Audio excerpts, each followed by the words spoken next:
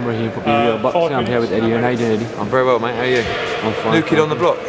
You are, aren't you? Old kid on the block now. You're a little bit like Kugan Cassius when he first started. Very pleasant. It all changes quite quickly. I'm always don't get arrogant like that, Kugan Cassius. So the weigh-in's over, press conference is over. Nice, the fight. What's your thoughts on that? I can't wait. It's been, obviously been a long promotion. Delighted all the fights have held up. Obviously, just one replacement for McDonald, which we think is actually a better fight. But I can't wait. I'm sad in a way because obviously I represent both fighters, so it's quite difficult because I know someone's going to lose, and I never like to see that. But all I can do is give the fighters the opportunities. What about a big if it ends up a draw?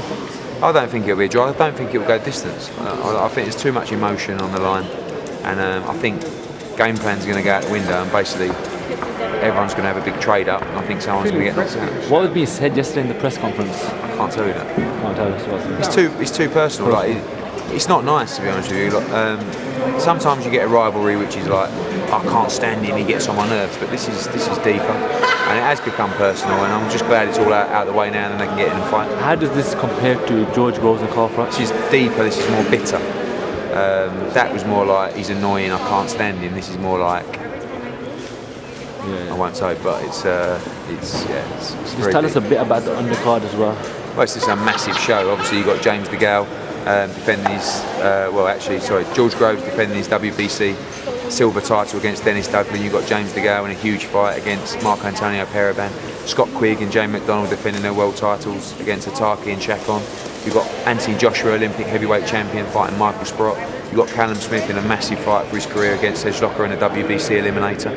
Bradley Saunders, Scotty Cardle, Vincent Feigelberts. 6 hours of championship boxing. I remember when you first put this show on, that stick you got. Now people are begging you for tickets. Yeah. We could have sold 30,000 tickets. Listen, you had 1,200 in here today. People realise this is a monster show, and the numbers are great. So finally, Anthony Collar's got his world title shot against Richard Abel. How is that? It's great. I've been working on it for a long time. It's going to be some atmosphere on January 23rd in Manchester, and I'm so pleased to deliver that fight for him. So Paul Smith as well. What's going on with this title? Who? Paul Smith. Yeah, I'm talking to Calla. We're hoping February 21st. Smith against Abraham in Berlin. Looks to be happening. Berlin. Because I spoke to him before, and he's saying you have to go back to Germany. Yeah. But there'll be more focus this time on the scoring. I think the judges will be under more pressure, so I'm okay. All right. So Callum Smith and George Groves, James DeGale. It's like a super middleweight. Exactly. Yeah, you got Carl Froch, still the old boy, standing strong. James DeGale said Carl Froch should just give up because he didn't get beat by him. Yeah, listen, he's very confident in the fight, and I think it's a great fight. You may end up seeing it, but it's a great division. As a promoter, do you believe it will happen? Depends what happens tomorrow night. What about the Chavez fight? Where does that come? We're still trying, but it's slow and it's frustrating. Everyone tells me that Chavez wants to fight, but there seems to be no real movement, so we keep cracking on, but sooner or later Carl Froch's going to make a decision. All right. As a promoter, Matthew Macklin lost last week. What would you say to him now to guide his career? Listen, at the end of the day, Matthew Macklin knows much more about himself than I know about him. He's very intelligent, very experienced. He said something that was very valid, is that 2 years ago he would have beaten Highland, and last week he didn't. So, he's in the game to get another shot at the world title. It was a massive blow for him last Saturday. And if he can't become a world champion again, does he want to stay in the game?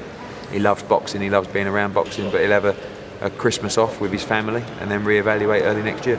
I know this sounds a bit silly, but why are most boxers coming to Matchroom? It's a bit of a silly question to ask you, but... Listen, we're very blessed to have the platform of Sky Sports and the support of Sky Sports, because you can have a broadcast partner that can give you 5, 6, 7 dates a year. It's not enough. We've got 24 dates a year, and it enables me to build a stable of fighters, to get them out as often as they need to progress at the rate and as the fighters that I need them to. We're young, we're fresh, we're different, we're delivering the big fights, we're going to all the big arenas, we're selling out the arenas.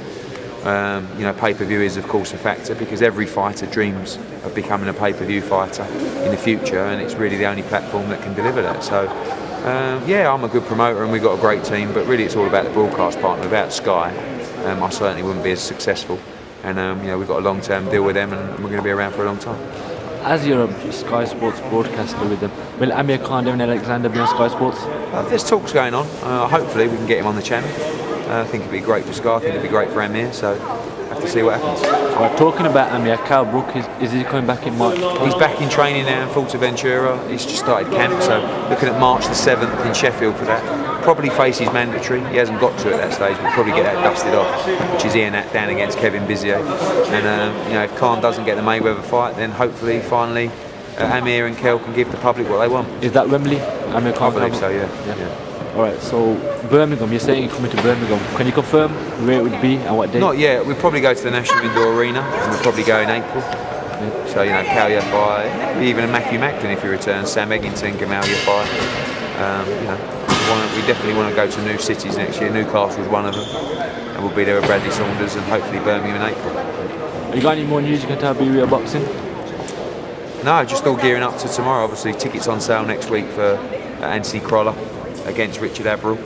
Tickets, we'll announce our O2 show in full next week as well. Looking for a Leeds day, hopefully do Smith against Abraham. Oh yeah, Gavin McDonald as well. You've got European title, which is great.